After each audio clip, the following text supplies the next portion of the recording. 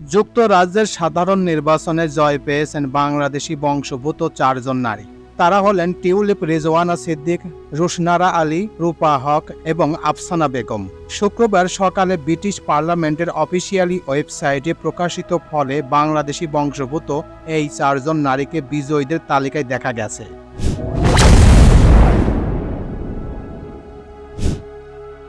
Tulip Siddiqui হ্যাম্প state ও high grade আসনে মোট 23,432 vote পেয়েছেন টিউলিপ। এই আসনে প্রতিদ্বন্দ্বী কনজারভেটিভ পার্টির ডন উইলিয়ামস ভোট পেয়েছেন মাত্র 8,462টি।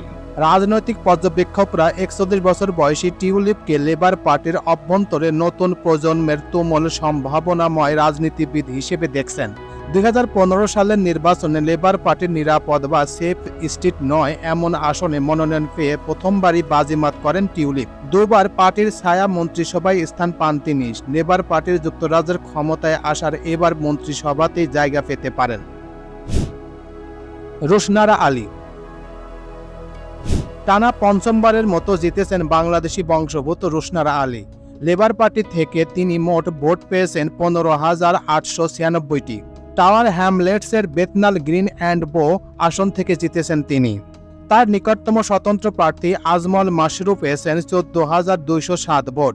লিবারেল ডেমোক্রেটিক পার্টির প্রার্থী রাবিনা খান 4,777 ভোট পেয়ে তৃতীয় হয়েছেন।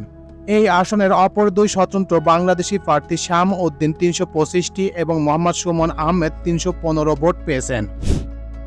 আফসানা বেগম বাংলাদেশি বংশোদ্ভূত প্রার্থীদের মধ্যে সবচেয়ে বেশি ভোটের ব্যবধানে টানা দ্বিতীয়বারের মতো বিজয়ী হয়েছেন লেবার পার্টির আফসানা বেগম। মোট 18,535 ভোট পেয়েছেন তিনি। আফসানার প্রতিদ্বন্দ্বী গ্রিন পার্টির নাতলি ব্রেইনফিট 5,975টি, কনজারভেটিভ পার্টির ফেইডি ডাইনিং 4,738টি, স্বতন্ত্র প্রার্থী আফসানার প্রাক্তন স্বামী এহতেশামুল হক 4,554টি ভোট পেয়েছেন। পূর্ব লন্ডনের অপর আসনটিতে গতবার লেবার পার্টির বাংলাদেশি বংশোদ্ভূতদের বিরোধিতার মুখেই লিবারেল মনোনয়ন পান এবং নির্বাচনে জয়ী হন আফসানা বেগম। টাওয়ার হ্যামলেটসে শার্ডওয়েলে তার জন্ম ও বেড়ে ওঠা। বাংলাদেশে তার বাবার বাড়ি সুনামগঞ্জের জগন্নাথপুরে। আফসানার বাবা মনির উদ্দিন টাওয়ার হ্যামলেটসের কাউন্সিলর ছিলেন। বাংলাদেশি বংশোদ্ভূত 4 এমপির মধ্যে আফসানাই বাংলাদেশি কমিউনিটি বিভিন্ন সভা সমাবেশে সবচেয়ে বেশি সময় দেন। ডক্টর রূপা হক লন্ডনের ইলিং সেন্ট্রাল ও অ্যাক্টন আসনে লেবার পার্টির মনোনয়ন ডক্টর রূপা হক 22,340 ভোট পেয়েছেন। তার প্রতিদ্বন্দ্বী কনজারভেটিভ পার্টির জেমস উইন্ডসর ক্লাইড পেয়েছেন 8,345টি ভোট। পুরোদন্ত রাজনীতিতে নাম লেখানোর আগে 52 বছর বয়সী এই ব্রিটিশ বাংলাদেশি কন্যা লন্ডনের কিংস্টন বিশ্ববিদ্যালয়ে সমাজবিজ্ঞানের শিক্ষকতা করতেন।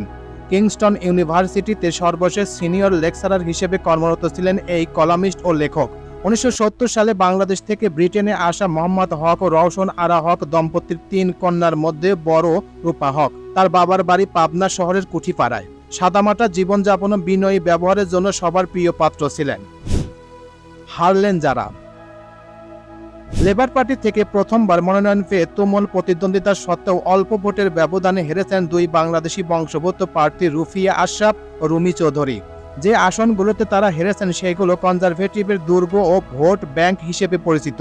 সাবেক mayor Rufia Ashraf south north ম্যানশায়ার আসনে 15,504 ভোট পেয়ে দ্বিতীয় হয়েছেন। এই আসনে 19,191টি ভোট পেয়ে বিজয়ী হয়েছেন কনজারভেটিভ পার্টির সারা বুলু। ওইথাম আসনে কনজারভেটিভের তারকা প্রার্থী প্রীতি প্যাটেল 18,827 ভোট পেয়ে বিজয়ী হয়েছেন। এই আসনে 13,698টি ভোট পেয়েছেন কাউন্সিলর রুমি চৌধুরী।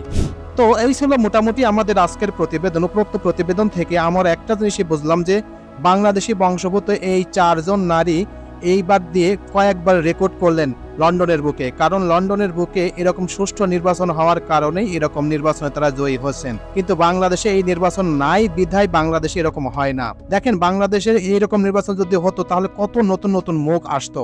লন্ডনের মতো জায়গায় কি সুন্দর নির্বাচন হওয়ার সাথে সাথে যে হারলেন ঋষি সোনাক সাথে সাথে তার বাসভবন ছেড়ে দিলেন এবং নতুন প্রধানমন্ত্রী আসলেন। একেই বলে সুশাসন, একেই বলে গণতন্ত্র। তো এই প্রতিবেদন আপনাদের কাছে কেমন লাগলো? যদি ভালো লেগে থাকে তাহলে অবশ্যই লাইক, কমেন্ট, শেয়ার করবেন। আর যারা এখন পর্যন্ত এই চ্যানেলটি সাবস্ক্রাইব করেন নাই তারা অবশ্যই চ্যানেলটি সাবস্ক্রাইব করবেন। তো সবাইকে ধন্যবাদ জানিয়ে এখানেই শেষ করছি। আল্লাহ হাফেজ।